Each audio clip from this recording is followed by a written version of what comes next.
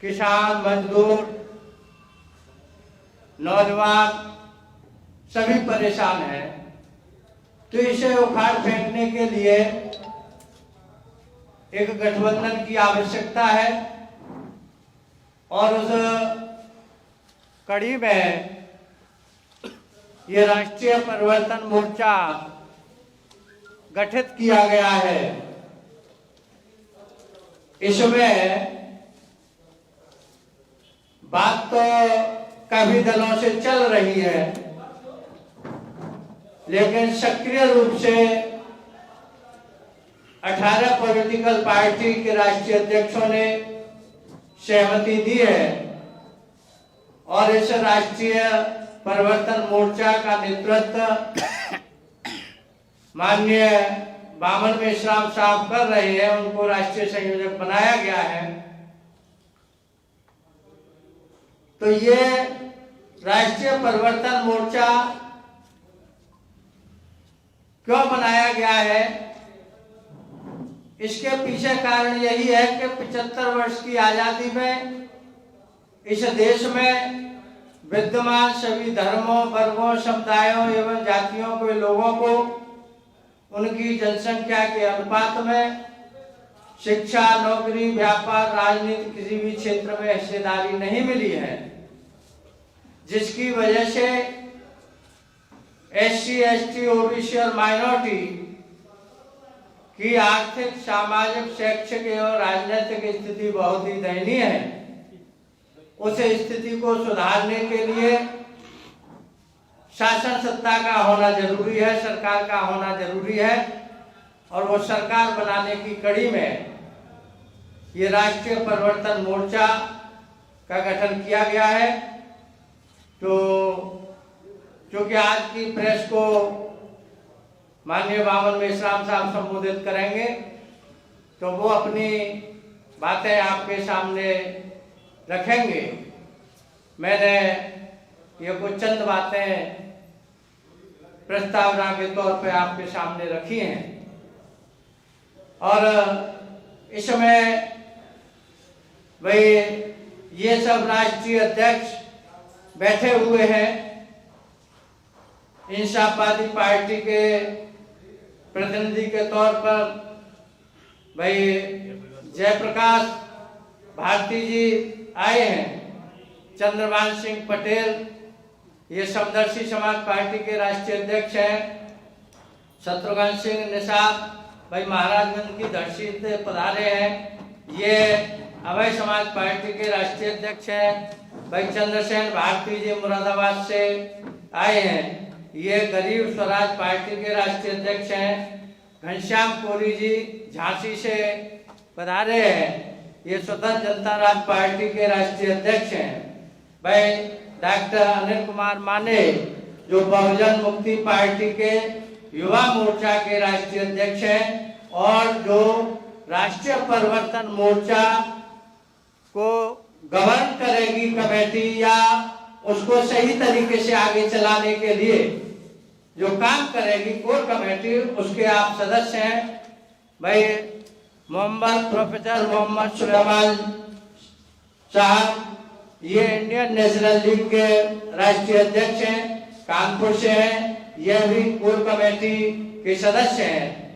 और मेरा नाम साहब सिंह धनगर भैया जी है, मैं राष्ट्रीय शोषित समाज पार्टी से राष्ट्रीय अध्यक्ष हूँ और इस कोर कमेटी जो बनाई गई है उसमें मुझे अध्यक्ष की जिम्मेदारी दी गई है। भाई हमारे बीच में मानवर काशीराम साहब जो बहुजन मिशन को जन जन तक पहुंचाने वाले उनके भांजे हैं, वह भी इस मौके पर हमारे बीच में आए हुए हैं। आप पंजाब चंडीगढ़ से चल के आए हैं। भाई ईश्वर दयाल सिंह शेख ये भारतीय सबका दल के राष्ट्रीय अध्यक्ष हैं, ये मऊ जनपद से हमारे बीच में आए हैं। भाई रस्तोगी जी आप दिलीप कुमार रस्तोगी जी, पार्टी का नाम राष्ट्रीय सत्याग्रह पार्टी, राष्ट्रीय सत्याग्रह पार्टी से है। और भाई प्रवीण प्रताप सिंह, ये बहुजन मुक्ति पार्टी के राष्ट्रीय कार्यकारी अध्यक्ष हैं। भाई SK साहू जी, ये राष्ट्रीय भागीदारी पार्टी है, उसके संयोजक। नहीं, मैं राष्ट्रीय भागीदारी पार्टी केंद्रीय अध्यक्ष मंडल सदस्य हूँ जी। और जो कोर कमेटी है उसमें आप सदस्य हैं। निशा मेश्राम जी, ये वही राष्ट्रीय महिला मोर्चा की बहुजन मुक्ति पार्टी की राष्ट्रीय अध्यक्षा हैं। और आप माननीय बामन मेश्राम साहब, ये राष्ट्रीय परिवर्तन मोर्चा के राष्ट्रीय संयोजक हैं। तो अब वो अपनी बात आपके सामने रखेंगे, माननीय बामन मेश्राम साहब।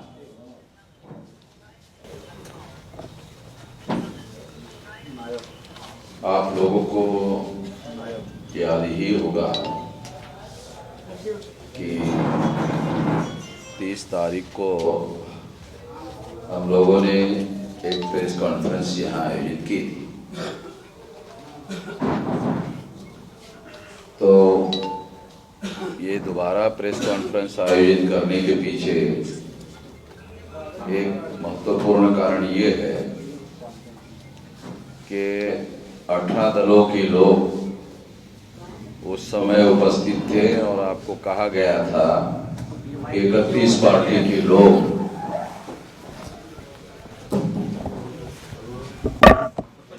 31 पार्टी के लोग इस राष्ट्रीय परिवर्तन मोर्चा में सहभागी है।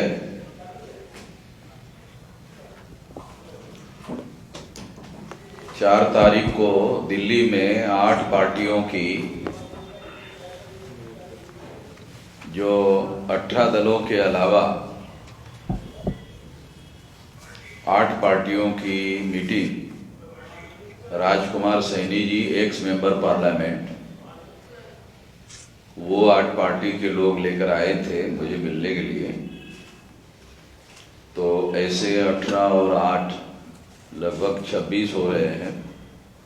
और अलग अलग और 2-4 लोगों से वार्ता चल रही है। वो सारे लोग इस बात से सहमत है, केवल औपचारिकता पूरा करना बाकी है। तो अभी हमारे पास जो नाम और अध्यक्षों के साथ 31 लोगों के नाम और पार्टी के नाम अभी हमारे पास है। हो सकता है कि आने वाले इस महीने के एंड तक ये आंकड़ा 35 तक भी हो सकता है, कुछ ऐसी भी बातें चल रही है। तो इसमें मुख्यतः 2-3 महत्वपूर्ण निर्णय लिए गए हैं। एक तो राष्ट्रीय परिवर्तन मोर्चा बनाने का निर्णय लिया गया। ये प्रदेश में गठबंधन के तौर पर काम करेगा और उत्तर प्रदेश के बाहर ये राष्ट्रीय परिवर्तन मोर्चा दूसरे प्रदेशों के जो लोग हैं, जैसे जैसे चुनाव आते रहेंगे वैसे वैसे उन लोगों के साथ इसी तरह से उस समय के हालात के अनुसार चर्चा सलाह मशवरा करके उन लोगों को सहभागी कराते हुए गठबंधन बनाए जाएंगे। और इस तरह से ये राष्ट्रीय शब्द यहाँ इसलिए डाला गया क्योंकि ये राष्ट्रीय स्तर पर काम करेगा। हम वामसिक की जो राष्ट्रीय अध्यक्ष हैं तो 31 राज्यों में 567 जिलों में 4000 से ज़्यादा तहसीलों में 22,000 से ज़्यादा ब्लॉक में और 1.5 लाख से ज़्यादा गांवों में हमारा नेटवर्क फैला हुआ है ऑलरेडी। तो इसलिए हम इतने भौगोलिक प्रभाव में काम कर सकते हैं।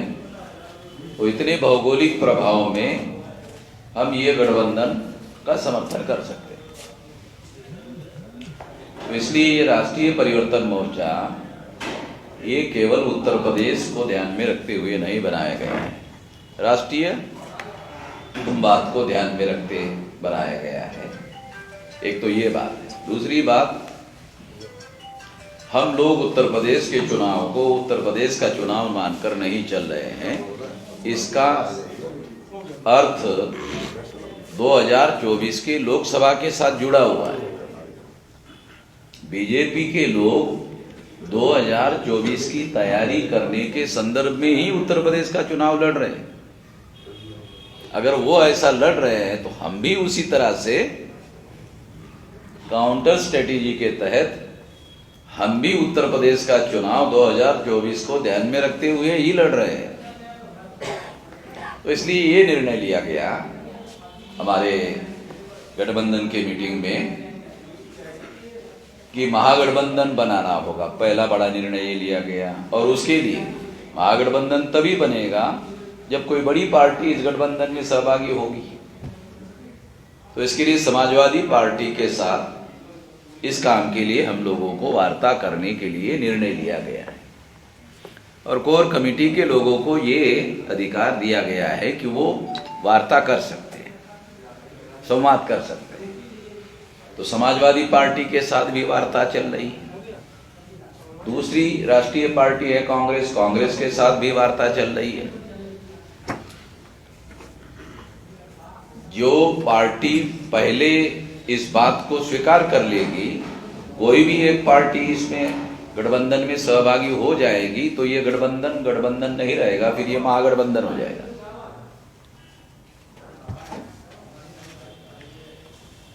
महागठबंधन हो जाएगा। मान लो कांग्रेस के लोग सहभागी हो जाते हैं पहले, तो हम पहले घोषित कर देंगे। अगर मान लो समाजवादी पार्टी पहले शामिल हो जाती है तो उसको शामिल कर लेंगे। अगर कांग्रेस के साथ गठबंधन होने के बाद फिर समाजवादी पार्टी को ऐसा लगता है कि हमें भी इस गठबंधन में सहभागी होना चाहिए, मान लो, तो हमें ऐतराज नहीं है। अभी दरवाजे हम लोगों ने बंद नहीं किए हुए हैं। तो महागठबंधन को विशाल महागठबंधन नाम लगा देंगे, एक विशाल शब्द लगा देंगे, क्योंकि हमारा ये मानना है सब लोगों का कि बीजेपी को अकेले कोई पार्टी कोई अकेले पार्टी परास्त कर लेगी, ऐसा हम नहीं मानते। और कोई ओपिनियन पोल भी अभी तक ऐसा कह नहीं रहा है। हाँ, ओपिनियन पोल ये कह रहा है, जो प्रो बीजेपी ओपिनियन पोल ये कह रहा है कि समाजवादी पार्टी और बीजेपी के बीच में लड़ाई है। प्रो बीजेपी मीडिया ये कह रहा है। कुछ लोगों को अच्छा नहीं लगेगा ये शब्द, मगर अभी क्या करते हैं, मजबूरी की बात है, हमको कुछ बात बोलना पड़ रहा है। प्रो बीजेपी मीडिया ये कह रहा है कि समाजवादी वर्सेस बीजेपी की लड़ाई है, तो इससे उनको हिंदू मुसलमान का मामला करने का मौका मिलता है। इसलिए वो प्रो बीजेपी मीडिया समाजवादी को, क्योंकि बीजेपी का प्रो मीडिया जो है वो समाजवादी पार्टी को बैकवर्डों की पार्टी नहीं मानते, वो उसको मुसलमानों की पार्टी मानते हैं, और प्रचार भी इसी तरह से करते रहते हैं। इसलिए उनको हिंदू मुसलमान करने का मौका मिलता है, तो उनके रणनीति में सूट होता है, उसके रणनीति में ये बात सूट होती है। इसलिए वो दिखा रहे हैं कि नहीं, समाजवादी वर्सेस बीजेपी की ही फाइटिंग है, ऐसा वो प्रचार कर रहे हैं। तो हम लोग निर्णय किए कि समाजवादी से भी वार्ता होगी, कांग्रेस से भी वार्ता होगी, वार्ता दोनों से चल रही है। और इस दौरान हमारा जो गठबंधन है 31 तक, ये 35 तक और आगे बढ़ सकता है। तो इस तरीके से हम लोग अपनी बातें आगे बढ़ा रहे हैं। तीसरा बात ये निर्णय हुआ कि यदि कांग्रेस से भी गठबंधन नहीं हो, मान लो समाजवादी से भी गठबंधन नहीं हो, तो फिर हम 403 हमारे जो गठबंधन के लोग हैं, हम 403 पार्टी से गठबंधन होगा। पूछने के लिए तो अवसर है ना। हाय अरे तो 1:30 बजे तक भूख है ना भाई, थोड़ा सा तो पेशेंस रखिए। आप लोगों को बोलने के लिए तो समय ही समय है। तो इस तरह से हम लोग जो है ये 403 विधानसभा का चुनाव अगर किसी से गठबंधन नहीं हुआ तो हमारे पास लड़ने के लिए कम नहीं है। ये बहुजन मुक्ति पार्टी के राष्ट्रीय कार्याध्यक्ष बैठे हुए हैं, वो तो 403 में तैयारी कर ही रहे हैं। उनके तो विधानसभा अध्यक्ष और विधानसभा प्रभारी भी 403 में बन चुके हैं, और वो एक टांग पर खड़े हैं 403 जगह लड़ने के लिए, 2 टांग पर नहीं, एक टांग पर खड़े हैं। तो इसलिए उनको कोई दिक्कत नहीं है। और फिर 31 लोग आने के बाद तो लड़ने के लिए कोई कमी हमारे पास है नहीं कैंडिडेट की, तो इसलिए ये भी एक फैसला हुआ है। अब मोटी मोटी जो बातें जो है मैंने आप लोगों को बताई है, इस दिशा में हम लोग आगे बढ़ रहे हैं। जो मुद्दे क्या होंगे वो हमने लिखित रूप से प्रेस नोट में बता दिया है। इलेक्शन मैनिफेस्टो के लिए ये कोर कमेटी जो है इलेक्शन मैनिफेस्टो और तैयार कर रही है। तो अभी आप लोगों को अनुरोध है कि इस लाइट में अगर आपके कोई सवाल है तो आप पूछ लीजिए। विश्राम जी, बताइए कि 2022 और 2024 के चुनाव को मद्देनजर रखते हुए आप आगे बढ़ने की कोशिश कर रहे हैं आपकी पार्टी जी। और आपका ये कहना है कि आपकी जो है कांग्रेस से भी बात हो रही है, सपा से भी बात हो रही है, क्या मायावती जी से बात हुई है? मायावती जी ने अपने सारे दरवाजे बंद करके रखे हैं। नहीं, बात हुई है कोई आपने नहीं, तो दरवाजा तो तब खटखटाया जा सकता है जब दरवाजा खुला हो। उन्होंने ऐलान कर दिया है कि हमारे दरवाजे बंद है, हम 403 पर लड़ाई लड़ेंगे अकेले, और हमको किसी के साथ कोई गठबंधन करना नहीं है। अच्छा, मान लीजिए दोनों पार्टियां भी राजी नहीं होती और भाजपा आपको जो ऑफर करती है, आप क्या करेंगे? नहीं, भाजपा के विरोध तो ये मोर्चा बनाया गया इसलिए। और आपकी मांगों को लेके आपकी जो जितनी भी आपके मुद्दे हैं उनको अगर भाजपा मान लेती है, उस कंडीशन में क्या करेंगे आप?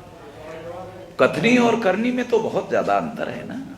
नहीं, मान लेती है अगर भाजपा, मानते क्या, आपके वो तो स्वीकार करती है, तो बहुत सारी बातें मानती है। अमल में लाने की जो बातें हैं, तो अमल का ही तो सारे इस देश में सारी समस्याएं तो अमल में ही फंसी हुई है। एक फोटो खिंचा दिया जाए। इसका मतलब आप भाजपा से गठबंधन नहीं होगा? नहीं, भाजपा के तो विरोध में बना हुआ ये। हाँ, फोटो खींच लेंगे। एक जरा थोड़ा इंटरव्यू कर लेते हैं। नहीं, फोटो करना है? एक फोटो करना है खड़े होकर हमको। हाँ, खड़े होकर। अच्छा,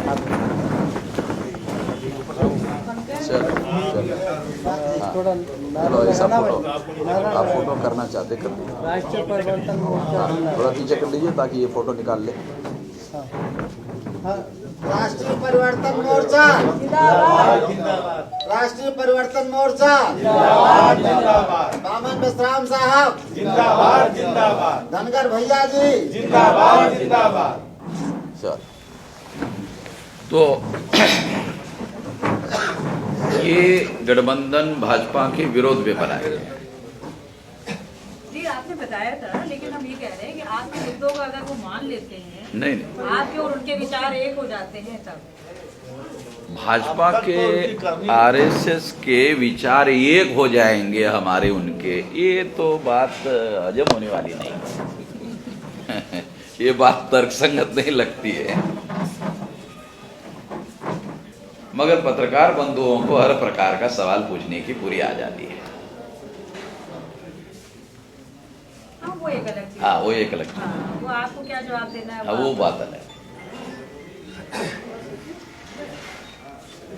जो सवाल पूछने के लिए हमारे एक साथी बहुत जल्दबाजी कर रहे थे, वो पूछे ही नहीं रहे।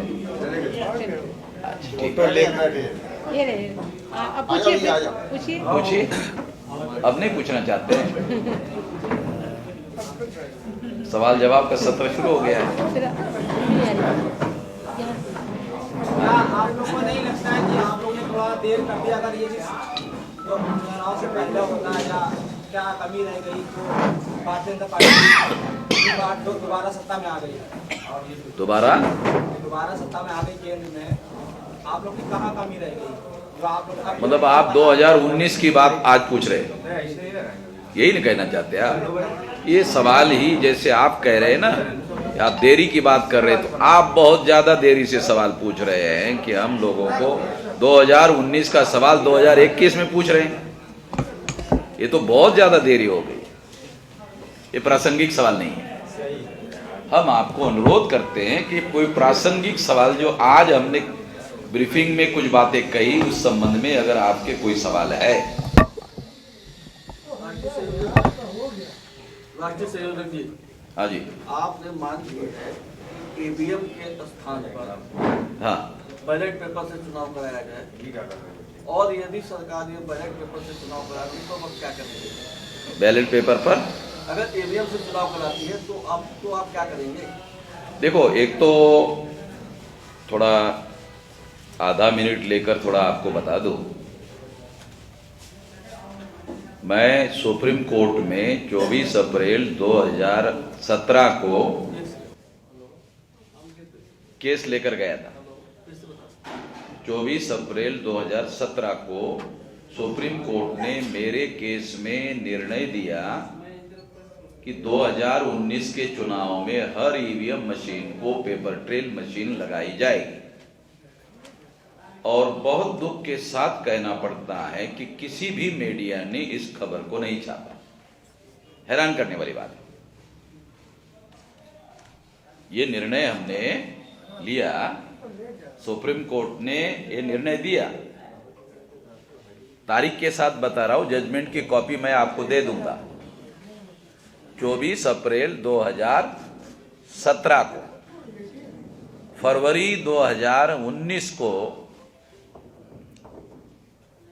कांग्रेस के लोग सुप्रीम कोर्ट गए और उन्होंने कहा पेपर ट्रेल मशीन के अंदर से निकलने वाले जो कागज है उनका 50% मिलान करवाया जाए। जबकि 8 अक्टूबर 2013 को सुप्रीम कोर्ट ने यह निर्णय दिया था कि यदि किसी कैंडिडेट को ईवीएम मशीन के आंकड़ों पर भरोसा नहीं है तो पेपर ट्रेल से निकलने वाले कागजों की रिकाउंटिंग की मांग कर सकते हैं। यह जजमेंट 8 अक्टूबर 2013 को सुप्रीम कोर्ट ने दिया था। उस पर चुनाव आयोग ने अमल नहीं किया। मैंने कंटेम्प्ट ऑफ कोर्ट की केस दायर की तो ये निर्णय हुआ कि 2019 के चुनाव में हर ईवीएम को पेपर ट्रेल लगाया जाएगा। तो पेपर ट्रेल लगाने का मतलब एक दृष्टि से बैलेट पेपर ही है,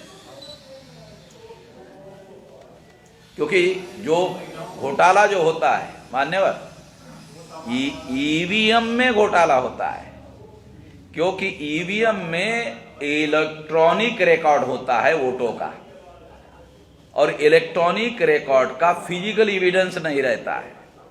इलेक्ट्रॉनिक रिकॉर्ड ट्रांसफरेबल होता है। कांग्रेस का वोट बीजेपी के नाम पर, XYZ का वोट किसी और के नाम पर ट्रांसफर किया जा सकता है, क्योंकि रोकने के लिए फिजिकल एविडेंस नहीं है। बैलेट पेपर में मान लो कि कांग्रेस का ठप्पा लगा है, हाथी का ठप्पा लगा है, साइकिल का ठप्पा लगा है, कमल के फूल का ठप्पा लगा है, तो वो ठप्पा लगाया हुआ कागज किसी और के नाम पर ट्रांसफर नहीं हो सकता। मैं बहुत फंडामेंटल बात आपको बता रहा हूं। इसकी चर्चा मीडिया वालों को ज्यादा करनी चाहिए, वो कर नहीं रहे, पता नहीं क्यों नहीं कर रहे हैं। ये ट्रांसफरेबल फिजिकल जो समझ रहे ना, हाँ, तो ये एविडेंस, इसलिए ये केस हमने जीता 24 अप्रैल 2017 को, और हमारे केस पर ऑर्डर हुआ 2019 के चुनाव में पेपर ट्रेल मशीन लगाई जाएगी। जब ये हुआ तब बीजेपी को लगा अब हम 19 का चुनाव नहीं जीत सकते, तो इसलिए उन्होंने कांग्रेस से संपर्क किया कि भाई आपके साथ तो हमारा समझौता है कि 4 और 9 में आपने घोटाला किया था, तो आप लोगों ने हमको कहा था कि आप चुप रहो। तो आपके कहने पर आप नहीं छापेंगे इतनी सारी बात, मगर बता रहा हूं जानकारी के लिए कि आप 2 बार घोटाला किए। हमने डॉक्यूमेंट्री एविडेंस आपको दिए कि देखो ये घोटाला आपने किया। डॉक्टर सुब्रमण्यम स्वामी नाम के साथ बोल रहा हूं, और GVL नरसिंह राव। बीजेपी ने इसके लिए डॉक्टर सुब्रमण्यम स्वामी को राज्यसभा का मेंबर बनाया है ताकि चुप रहो, GVL नरसिंह राव को राष्ट्रीय महासचिव बनाया ताकि चुप रहो, बोलो मत। इसके बदले में तो वो चुप हो गए और समझौता हुआ कि 2014-2019 में बीजेपी को कांग्रेस समर्थन करेगी, आप घोटाला ईवीएम में करके चुनाव जीतो। अब 14 का तो हो गया, 14 के बाद 19 का लोकसभा के चुनाव के बीच में हमने टांग अड़ा दिया। 24 अप्रैल 2017 को हमने टांग अड़ा दिया सुप्रीम कोर्ट से ऑर्डर लेकर कि हर ईवीएम मशीन को पेपर ट्रेल मशीन लगाई जाएगी। तो अब यह समझ में आएगा कि ईवीएम जो घोटाला करेगा पेपर ट्रेल कागजों में एविडेंस में पकड़ेगा, इलेक्ट्रॉनिक मशीन घोटाला करेगा और कागजों में पकड़ा जाएगा, तो ये मामला खतरे में पड़ जाएगा।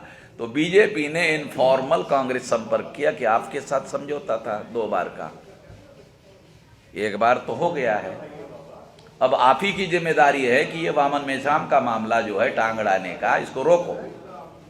तो मेरे टांग अड़ाने के लिए कांग्रेस के लोग सुप्रीम कोर्ट में गए कि पेपर ट्रेल से निकलने वाले कागजी मतों का मिलान कराया जाए 50%। तो सुप्रीम कोर्ट ने निर्णय दिया 1% होगा, 50% नहीं होगा। ये तो मैनेजमेंट था सारा, और जिस चीफ जस्टिस ने यह निर्णय दिया उसको राज्यसभा का मेंबर बनाया बीजेपी ने। ये तो हमसे ज्यादा आप लोगों को, पत्रकार बंधुओं को ही मालूम है, आप लोगों ने सवाल खड़े किए थे। और आपको यह भी पता है कि उस महिला बीच में 4 निर्णय हुए, हमारी केस थी सुप्रीम कोर्ट में, इसमें 3 निर्णय हमारे फेवर में थे। जब देखा कि ये तो चौथा निर्णय भी इनके फेवर में आने वाला है, तो बीच में एक महिला को खड़ा कर दिया गया, उसने चीफ जस्टिस पर चरित्र हनन का आरोप लगाया। उसके बाद 7 जज की बेंच बैठी, उन्होंने चीफ जस्टिस को निर्दोष छोड़ दिया। जस्टिस पटनायक के नेतृत्व में उस औरत की जांच पड़ताल करने के लिए कमेटी बनाई, जस्टिस पटनायक ने उस औरत को भी निर्दोष छोड़ दिया। ये दुनिया के जुडिशियल हिस्ट्री में पहली बार हुआ कि आरोप करने वाला भी निर्दोष और आरोपी भी निर्दोष। साला ऐसा कभी दुनिया में हुआ ही नहीं, पहली बार हुआ। तो हम समझ गए कि मैनेजमेंट का मामला है, फैसला हो गया, ठीक है, 1% का। अब चोरी पकड़नी है और 1% में पकड़नी है, मैनेजमेंट कर दिया। 22 तारीख को राजनाथ सिंह होम मिनिस्टर थे, उन्होंने सर्कुलर इशू किया कि 23 तारीख को लोकसभा के चुनाव का रिजल्ट आने के बाद राष्ट्रव्यापी हिंसा होगी, इसलिए सारे देश के पुलिस फोर्स को, सिक्योरिटी फोर्सेस को अलर्ट कर दिया जाए, मिलिट्री को भी अलर्ट कर दिया जाए कि हिंसा होगी राष्ट्रव्यापी चुनाव रिजल्ट के विरोध में। रिटर्न में ऑर्डर है होम मिनिस्ट्री का 22 तारीख को। 23 तारीख के 5 बजे के बाद ऐसे हो सकता है, क्योंकि 8 अप्रैल को यह निर्णय आया 1% का, तो 21 पार्टी के लोगों की गुप्त मीटिंग हुई, उसमें निर्णय हुआ कि शाम को 5 बजे के बाद सारे देश के अंदर जिला मुख्यालय पर, तहसील मुख्यालय पर प्रदर्शन होगा चुनाव के रिजल्ट के विरोध में। अब ये खबर लीक कैसे हुई, क्या हुई, ये एक अलग मामला है, मगर 4:30 बजे राहुल गांधी टीवी पर आए और उन्होंने बयान दिया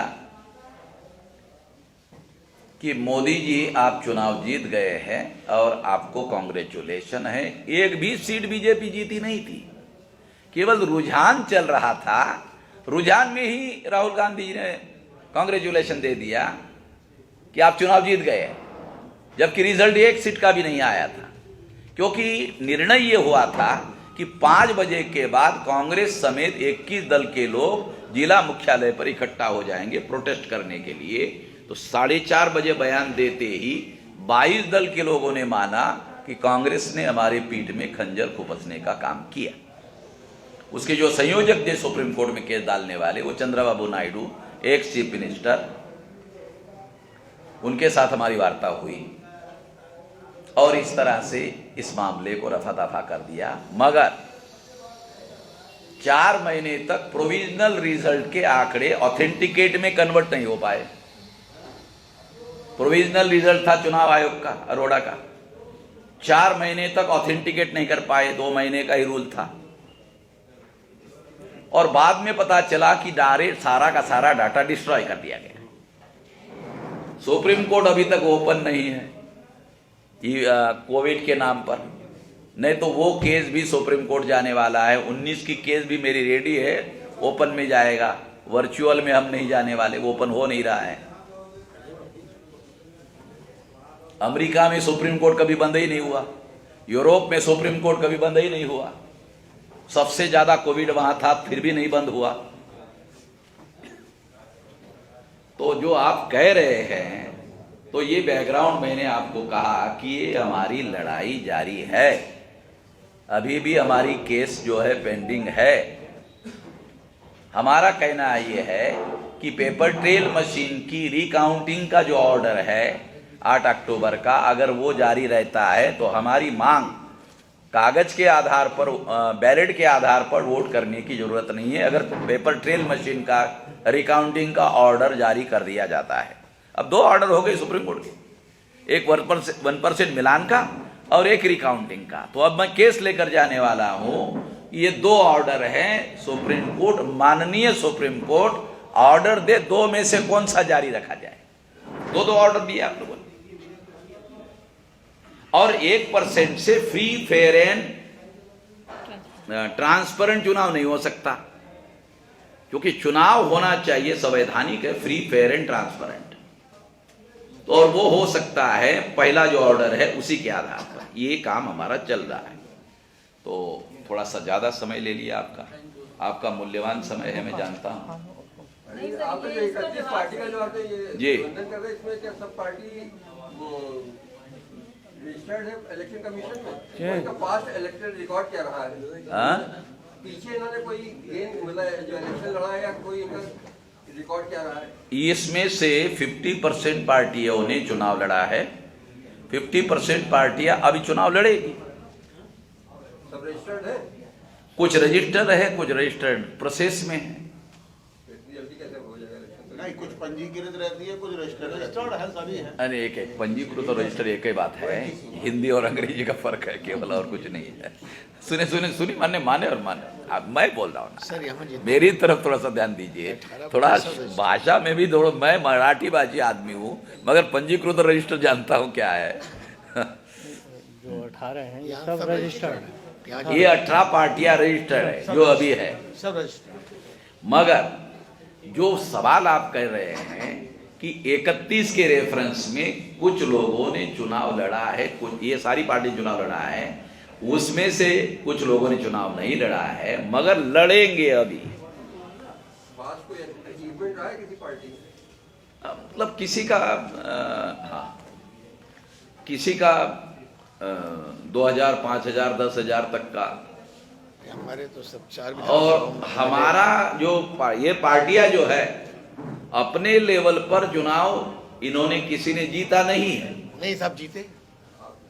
मतलब यूपी में नहीं, यूपी में केरला में, केरला, तमिलनाडु, कर्नाटक। हमारा चेयरमैन है स्वतंत्र जनता राज पार्टी। हाँ, हापुड़ जिले में कलकुआ से गीता गोयल चेयरमैन है स्वतंत्र जनता राज। विधानसभा पर चर्चा चल रही है, लोकसभा पे चर्चा चल रही है, पंचायतों में जीते हुए हैं हमारे लोग, पंचायतों में जीते हैं, लोकल बॉडीज में जीते हैं, ऐसा नहीं कि नहीं है। एक कहावत है अंग्रेजी में, too many cooks spoil the broth. ज्यादा लोग हो जाते हैं तो हाँ, ये बात सही है, ये बात मानी हुई बात है। मगर जब ज्यादा लोगों की 44 पार्टियों का बीजेपी में गठबंधन है, 44 पार्टियों का बीजेपी में गठबंधन है ऑल इंडिया में, हमारा 31 का कम है, ज्यादा नहीं है। सपा कांग्रेस इतना टिकट तो देंगे नहीं कि हर पार्टी कुछ चाहेगी 2-4 टिकट हर पार्टी को मिले तो नहीं, सपा बसपा, हम तो एक तो बसपा से वार्ता ही नहीं कर रहे हैं। सपा कांग्रेस की बात है। सपा और कांग्रेस के जो लोग हैं उनसे हम वार्ता कर रहे हैं, नहीं यही तो बोल रहे हैं आप। अब वो देना चाहते नहीं देना चाहते, ये तो तब आएगा सवाल जब हम टिकट मांगे। हमने कब टिकट मांगा उनको? हमने तो उनको ये बोला है, हम आपको टिकट मांगने के लिए नहीं आए हैं, गठबंधन पर चर्चा करने के लिए आए। हम कहां टिकट मांग रहे हैं उनको? जो टिकट मांगने वाली पार्टियां है वो उनके साथ जा रही है, हमने कोई टिकट मांगने के लिए नहीं गए। नहीं, हम टिकट, गठबंधन पर वार्ता होगी, टिकट पर दूसरे नंबर पर। अगर गठबंधन होती है तो टिकट देने लेने का मामला है। बीजेपी को परास्त करने की दृष्टि से रणनीति बनेगी। एक सवाल ईवी ईवीएम का है, आपने कहा कि कांग्रेस और बीजेपी मिलकर ईवीएम का खेल खेल रही है, फिर भी आप कांग्रेस के साथ में गठबंधन करना चाहते हैं? मजबूरी का नाम महात्मा गांधी, एक कहावत है, जैसे इन्होंने कहा, ऐसी एक कहावत ये भी है कि मजबूरी का नाम महात्मा गांधी। हमें पता नहीं कैसी ये कहावत पड़ी है, ये तो आप लोग जानते होंगे, मगर ये भी एक कहावत है, मजबूरी का नाम महात्मा गांधी। तो बीजेपी को परास्त करने ये अगर लक्ष्य रखा जाए तो हमारे गठबंधन में इतनी ताकत तो है नहीं कि हम अकेले ही उनको परास्त कर ले। हमारी कोशिश ये है कि बीजेपी को परास्त करने के दृष्टि से कोई गठबंधन बनाया जाए। हम तो ऑब्जेक्टिव को ध्यान में रखते हुए स्ट्रेटेजी प्लान कर रहे हैं ना, नहीं तो 403 तो हम लड़ ही रहे हैं, 403 तो हम लड़ ही रहे हैं। सर ये कांग्रेस के साथ गठबंधन होने के बाद एक मिनट सर, ये बताइए कि आपके जो मुद्दे हैं उसमें सबसे अहम मुद्दा है आपका पिछड़ा वर्ग, अल्पसंख्यक, और 26 पार्टी आपके साथ अभी तक शामिल हो गई है। इसमें से इन लोगों की कितनी भागीदारी अभी तक है? किसकी? अल्पसंख्यक और पिछड़े वर्ग लोग कितने हैं आपकी? देखो, ये इसमें सुलेमान साहब जो है ये है मुस्लिम के तरफ से, और भी है, और भी पार्टी है मुस्लिम, लगभग 4-5 पार्टियां हैं। और दूसरी पार्टियां जो है यूपी में पीस पार्टी है और तमाम पार्टी है, उनके साथ भी वार्ता चल रही है। उनके प्रदेश अध्यक्ष से वार्ता हो गई है, ओवैसी जी के प्रदेश अध्यक्ष के वार्ता हो गई है, वो राजी है। और मगर कह रहे कि फैसला करने का अधिकार हमारे पास नहीं है, वो राष्ट्रीय अध्यक्ष जी के पास है। तो हमने कहा राष्ट्रीय अध्यक्ष जी से बात कर लीजिए, वो मामला आपका है। वो तो बीजेपी की बी टीम कहलाती है, वो ओवैसी जी को, क्योंकि ये मुद्दा बहुत अब ये राजनीति में ए टीम, बी टीम, सी टीम, डी टीम, ये तो राजनीतिक भाषा है, ये बोली जाती रहेगी। मगर जब गठबंधन में मिल जाएंगे तो बी टीम वाले बीजेपी को परास्त करने में सहयोगी हो जाएंगे, तो बी टीम का ठप्पा खत्म हो जाएगा।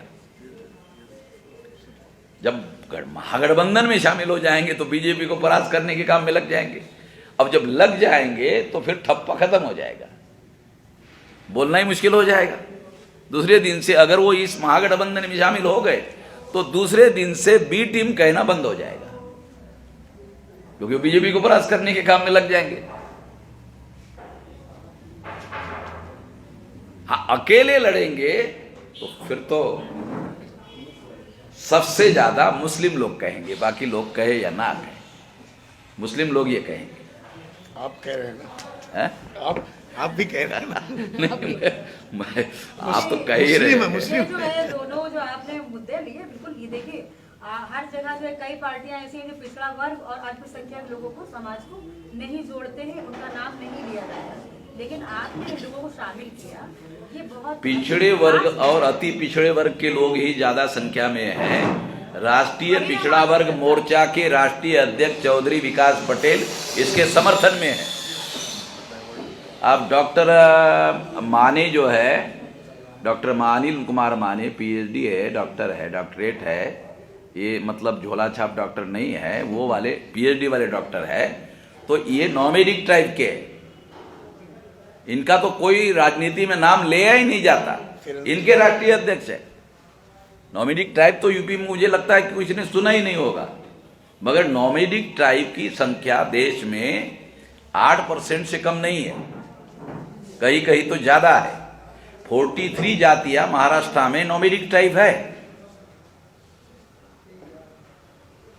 और अंग्रेजों के समय में उन लोगों ने इनको आइडेंटिफाई किया था 197 जातियां, यूपी में भी है।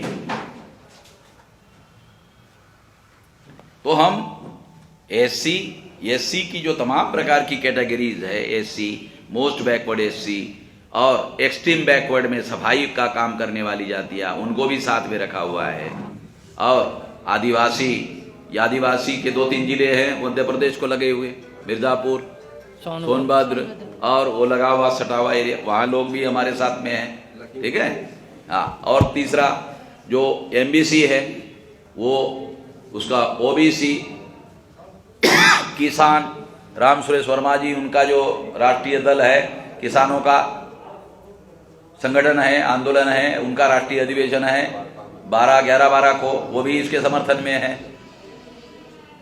मेरा ऐसा मानना है कि जनवरी 15 तारीख तक 10,000 सामाजिक संगठन इस गठबंधन के समर्थन में खड़े हो जाएंगे। एनजीओ जिसे एनजीओ कहा जाता है, और हमारी वार्ता चल रही है और लगभग बहुत सारे संस्थाओं से बात हो चुकी है, 10,000 से कम नहीं होंगे। और ये चुनाव पूरी शिद्दत से, पूरी ताकत से लड़ा जाएगा।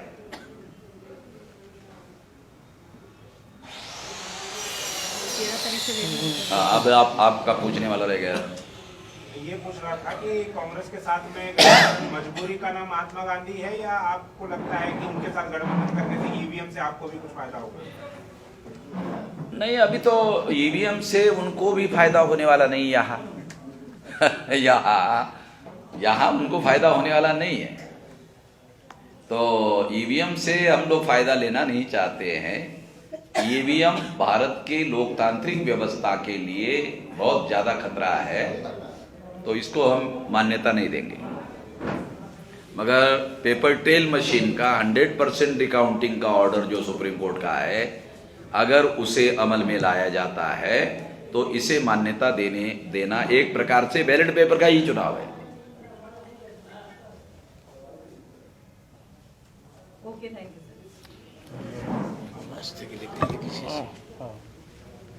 सुलेमान साहब बात करना चाहे? आप कुछ बोलिए। भैया जी बोल ही गए। भैया जी का तो बोलना हो गया है, सुलेमान साहब बोल दीजिए। मानव काशिराम जी की बात पूरी आ गई है। एक सवाल किया गया था कि अल्पसंख्यक वर्ग लोग हैं कि नहीं। हाँ, मतलब जो है शामिल हैं। अल्पसंख्यक वर्ग की कई पार्टियां इस गठबंधन में है। वेलफेयर पार्टी ऑफ इंडिया है, हमारी पार्टी इंडियन नेशनल लीग है, इस तरह से और पार्टियां इसमें शामिल हैं। और कुछ लोगों से चर्चा चल रही है, वार्ता भी चल रही है। साहब जी ने कहा कि बाकायदा असदुद्दीन ओवैसी के प्रदेश अध्यक्ष से बात हुई है, पीस पार्टी के अध्यक्ष से बात हुई है, बात हो रही है, सभी रहेंगे। और सबसे बड़ी बात है, सारी सामाजिक इकाइयों को गवर्नेंस में प्रतिनिधित्व देने की बात है। जो संकल्प है इस गठबंधन, कोई वंचित नहीं रहेगा, सभी को मुतनासिब नुमाइंदगी यकीनी बनाई जाएगी, जो 75 साल में नहीं हुआ। 75 साल में नहीं हुआ। हमारा वरिष्ठ लोकतंत्र है दुनिया का, अब उसे हमें सार्थक लोकतंत्र बनाना है। तो अन्याय का मामला खत्म हो जाएगा, कोई किसी के साथ अन्याय नहीं करेगा, न वंशवाद चलेगा न परिवारवाद चलेगा, सही मायने में समाजवाद चलेगा। एक मिनट, इन्होंने अभी हमारे सुलेमान साहब ने सार्थक शब्द यूज किया है, मैं थोड़ा सा उसमें ऐड कर देता हूँ। इंडिया में अभी तक रिप्रेजेंटेटिव डेमोक्रेसी वजूद में ही नहीं आई। मैं खास जो डेमोक्रेटिक जो शब्द है वो ज्यादा उचित शब्द यूज किया जाना चाहिए, वो है इंडिया में आज तक रिप्रेजेंटेटिव डेमोक्रेसी वजूद में ही नहीं आई। तो हमारी कोशिश जो है रिप्रेजेंटेटिव डेमोक्रेसी को लाए जाने की है। बोलिए। चुनाव के समय ही क्यों होता है सर? हाँ, चुनाव जब होता है तभी इस तरह का क्यों होता है कि राष्ट्रीय परिवर्तन मोर्चा, ये मोर्चा सब उभर के सामने आने लगते हैं? मैं 19 साल की उम्र से अभी 65 चल रहा है और 567 जिलों में संगठन का जाल बना हुआ है। तो 45 साल से डेली काम कर रहा हूँ। आपका हमारी मुलाकात आज हुई है, इसलिए आपको आज पता चल रहा है। मैं भी 15 साल से पत्रकारिता हूँ, पहली बार मैं इस मोर्चा की प्रेस कॉन्फ्रेंस में मैं तो यहाँ कई बार प्रेस कॉन्फ्रेंस के लिए आया, मगर आप लोगों ने हमारी खबर ही नहीं छापी। क्या करें, आपको मालूम होगा तब जब खबर छापेंगे। सही जगह संपर्क। हैरान करने वाली बात है कि दिल्ली के प्रेस क्लब में मैं कई बार प्रेस कॉन्फ्रेंस करी, एक बार भी खबर नहीं छापी। यहाँ भी पिछले बार मैंने प्रेस कॉन्फ्रेंस ली, एक लाइन की खबर नहीं छापी। ये 30 तारीख को। अभी हैरान करने वाली बात है कि मीडिया वालों को जो आजादी है हम स्वीकार करते हैं, ब्लैकआउट करने की भी आजादी है, ब्लैकमेल करने की भी आजादी है, ये कोई आजादी है? आप हमसे सहमत ना हो मगर खबरें तो छापो। खबरें छापेंगे मगर झूठे वादे भी ना करें भाई साहब। जैसे आप हम स्टैम्प पेपर पर लिख के देंगे मैडम। जैसे आपने और आपको, हम जनता को ये अपील कर रहे हैं कि अगर हमने वादा किया और अमल नहीं किया और हमें मान दो बहुमत मिल गया तो हाई कोर्ट, सुप्रीम कोर्ट में हमारे विरोध में केस दायर करो, मुकदमा दायर करो। स्टैम्प पेपर पर 100 रुपए के स्टैम्प पर लिखवा कर देंगे। सर एक चीज सर, जब आपको आज लोग जानेंगे, जब 5 साल नहीं जाने, एकदम एट ए टाइम चुनाव के समय आपकी पार्टी उभर के आएगी या मोर्चा उभर के आएगा, तो कैसे जनता ये 18 दल के लोग जो है पिछले 20 साल से काम में लगे हुए हैं। ये लोग 20 साल से काम अभी लगे हुए हैं कि नहीं? आप लोग काम में लगे हुए हैं कि नहीं अपने अपने क्षेत्र में? कितने लोगों ने जाना? जब मीडिया के ही लोग नहीं जान रहे, जो 10-15 साल से काम कर रहे हैं, तो आप कैसे कहते हैं जनता को? अभी जैसा है, जैसे मैंने कहा कि भारत के मीडिया में इन लोगों की, वंचितों की आवाज भी वंचित है। नहीं, रियल बता रहा हूं। आप लोग वंचितों के पक्षधर है या विरोधी है ये तो मैं नहीं कह सकता, क्योंकि ये मेरा विषय नहीं है। मगर इन लोगों की खबरें छापी नहीं जाती है, ये बात, इस दृष्टि से भी हम वंचित है। ये गलत है आपका कहना। चलो कोई बात नहीं, मान्यवर। मेरा क्या कहना है, आप यही कहिए कि वामन मेश्राम, अरे सुनिए भाई, यही तो गड़बड़ बात है। हम बोल रहे हैं, हम ये कह रहे हैं कि वामन मेश्राम ने प्रेस पर आरोप लगाया है और हमने उनके मुंह पर इसे गलत कहा है। चल यही खबर छाप दो, ये भी खबर छाप दो, हमें कोई एतराज नहीं रहेगा। सर एक सवाल का जवाब हाँ। दीजिए कि इस बार अगर जो है ईवीएम मशीन से काउंटिंग होती है तो इस बार आप अपना विरोध जताएंगे? देखो, हमको ये सवाल अखिलेश यादव जी ने पूछा जब हमारी मुलाकात हुई कि आप बताइए कि ये ईवीएम का मामला, भी लोग तो बीजेपी के विरोध में हैं, मगर ईवीएम से अगर वो चुनाव जीत ले तो आपके पास उपाय क्या है? तो हमने कहा पहला उपाय आपको बताता हूं कि यदि आप और हम गठबंधन कर लेते हैं तो दूसरे दिन एक स्टेटमेंट इश्यू करेंगे कि ईवीएम में घोटाला करके अगर चुनाव जीता गया तो 23 करोड़ जनता सड़कों पर विद्रोहेगी और विद्रोह करेगी, हम छोड़ेंगे नहीं। दूसरी बात, रिटर्न मेमोरेंडम हम लोग चुनाव आयोग को देंगे कि इसके लिए आपको जिम्मेदार माना जाएगा। तीसरी बात हमने कहा कि हमारे सारे कैडर को उत्तर प्रदेश में प्रशिक्षित किया जाएगा कि ईवीएम मशीन के घोटाले को कैसे रोका जाए, तो सारी मशीनरी को काम पर लगा देंगे। तो मैंने कहा मैं तो चुनाव सुप्रीम कोर्ट में लड़ चुका हूं, ये सारी केसेस तो मैं इसको जानता हूं, रोकना कैसा है, क्या क्या करना पड़ेगा, इसकी प्रक्रिया जानता हूं, चुनाव विधानसभा लेवल पर कैसे इसको रोकना है, रोकने से क्या क्या होगा, कैसे गड़बड़ नहीं कर पाएंगे। और ये भय पैदा करना होगा कि अगर ऐसा हुआ तो 23 करोड़ जनता चुप नहीं बैठेगी। जैसे पिछली बार मायावती ने बयान तो दिया था आंदोलन करेंगे, 8 दिन में पीछे ले लिया। 2-3 महीने से मायावती को मैं कह रहा था कि घोटाला होने वाला है, घोटाला होने वाला है, घोटाला होने वाला है। रिटर्न में दस्तावेज दिया उसको, बोली ही नहीं कुछ। अभी थोड़ी देर पहले आप कह रहे थे हाँ, कि कांग्रेस और सपा हाँ, दो से मोर्चा गठबंधन करेगा, वादा होने पर सकता। हाँ, वरीयता किसको दे रहे हैं आप? हाँ, वरीयता का भी फैसला हुआ कि समाजवादी पार्टी को प्रेफरेंस दिया जाएगा। जो हमारा ये डॉक्यूमेंट है, ये हुआ।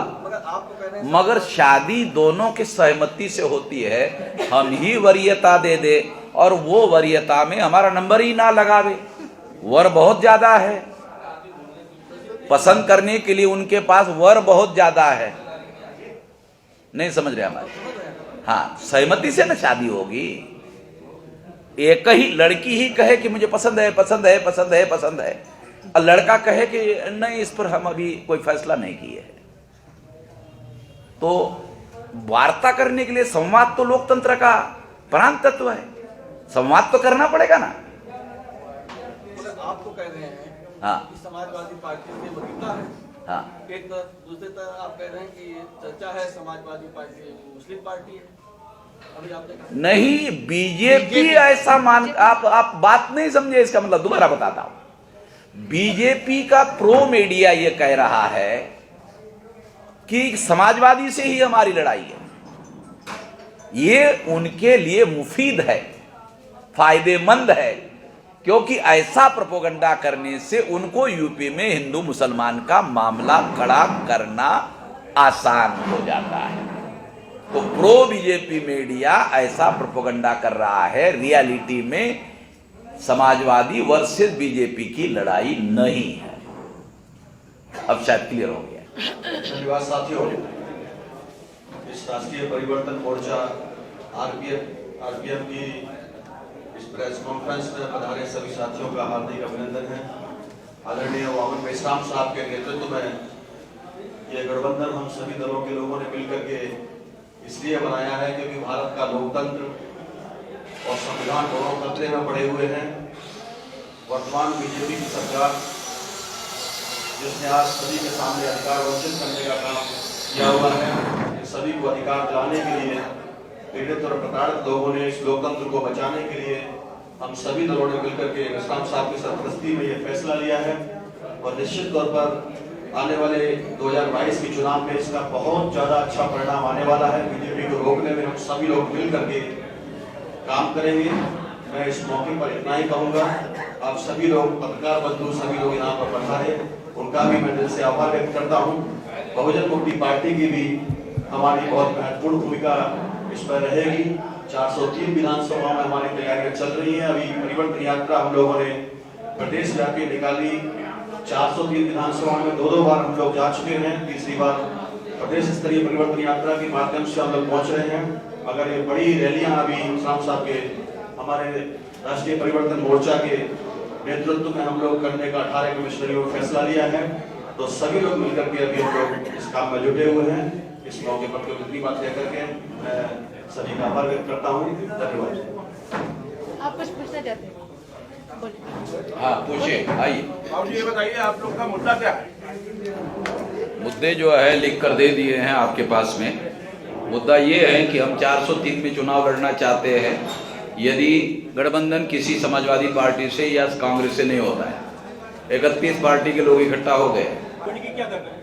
देखो, उसके लिए हम लोगों का कार्यक्रम है रोजगार के बारे में। जो केंद्र सरकार की पॉलिसी है प्राइवेटाइजेशन की, वो तो रोजगार खत्म करने की बात है। दूसरा, मल्टीनेशनल कंपनियां भारत में आ रही है, मगर वो रोजगार के बजाय मॉडर्न टेक्नोलॉजी का उपयोग करके कम से कम रोजगार का काम कर रही है। तो सरकार के पास ऐसी कोई पॉलिसी नहीं है जो इंटरनेशनल बड़ी कंपनियां भारत में आ रही है उसके शर्तें लगाकर इनवाइट किया जाए कि आपको इतनी बड़ी कंपनी है, इतना 1000 करोड़ का अगर इन्वेस्टमेंट है तो इतना रोजगार आपको देना पड़ेगा। वो एग्रीमेंट के साथ तो ही इनवाइट किया जाएगा। तो आपकी पार्टी जो है उत्तर प्रदेश में सभी सीटों चुनाव लड़ेगी। 403 में यदि हमारी नहीं, ये 31 पार्टी की गठबंधन आपका। हाँ, यदि समाजवादी पार्टी के साथ गठबंधन नहीं हुआ, यदि कांग्रेस के साथ गठबंधन नहीं हुआ, तो क्या आम आदमी पार्टी से भी गठबंधन का बातचीत? नहीं, आम आदमी से बात नहीं चल रही।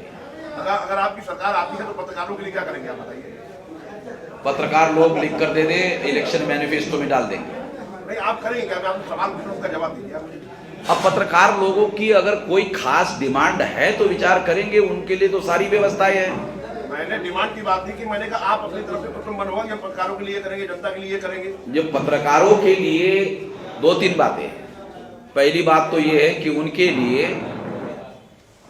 फ्री और फेयर वातावरण जिसके तहत वो किसी दबाव में पत्रकारिता ना करे, ऐसा वातावरण बनाएंगे। दूसरी बात, पत्रकार भी पारिवारिक आदमी होता है तो उनको उनकी कॉलोनियां होनी चाहिए, उनको भी जमीन के पट्टे दिए जानी चाहिए 1 रुपए में, ताकि वो अपना घर बना सके।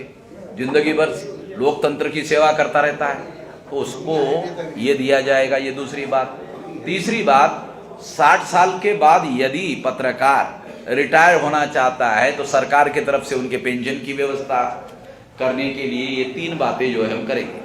तो ये आश्वासन की छुट्टी रहेगी या सरकार ये स्टैम्प पेपर पर लिख कर दिया जाएगा, 100 रुपए के स्टैम्प पेपर पर और ये कहा जाएगा मान्यवर, ये कहा जाएगा कि यदि हमने पूरा नहीं किया तो हमारे खिलाफ हाई कोर्ट सुप्रीम कोर्ट में केस दायर किया जाए। हम वादा उतना ही करेंगे जितना पूरा कर सकते हैं। हम ये नहीं करें कि चुनाव जीतने के बाद रेफ्रिजरेटर देंगे, टीवी देंगे, लैपटॉप देंगे, ये नहीं कह रहे। जो कर सकते हैं वही कहेंगे।